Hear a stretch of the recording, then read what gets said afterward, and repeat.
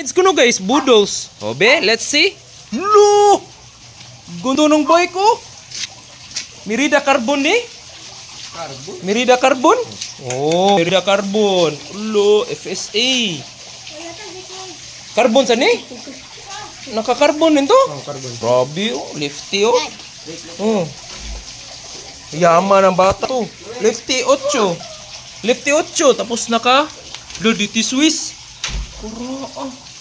DT Swiss na kan eh. Project 321. Project 321 na hubs. Yes. Lefty hubs, be. Let me show it. Go on. Beautiful bike, man. Aspen ST. Oh, 29er. Gaan ito. Gaan na, uy. Gaan na. Slefte. Oh, lo isram. Dub. Saan eh? 32? 38? Ha? 36? 36 chain ring oh. Tapos paired kani 1150. Yes. Ila ka speed? 12. 12 speed. SRAM SX. Oh, ninduta Shimano. Merida Big 9 no? Oh. Aluminum. Mga bike pa paano ko? Oh. Sulit kayo. Butag bike uy. Yan sa hub sa nilikod. DT to 40. DT to 40? Asang front hub sa ni? Wala, left front tab na. Why front hub day? Right. DT to 40 oh. Tapos 12 speed. Oh. Isa lang yung ano dito, demerit. So, brake, baka may mag-donate ng brake diyan, no. MT 200. May kalawang libre. Oh. O sang ganda, carbon yung frame, Merida.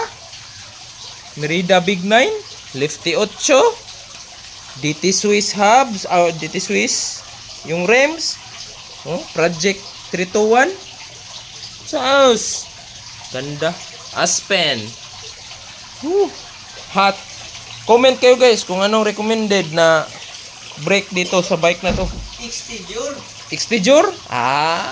Go for the XTR oy. Kaya sa budget ni. Oh, fork pa lang oh. Pila na yung fork? 80? 65. 65 brand new fork ng Lefty 8. Gaan na. So, sulit guys oh. Puging-pugi. Wah. Nya, kailan lumba nito? Okay, up to lagi. Ha? Sulit ni duto eh. Nya, kuha naman lagi ni. Default naman lagi ang disc kan eh. Oh, kuwara na. Basic. Oh. Basic yung rims. Yung brakes. Upgrade ay test call dade. XT dade.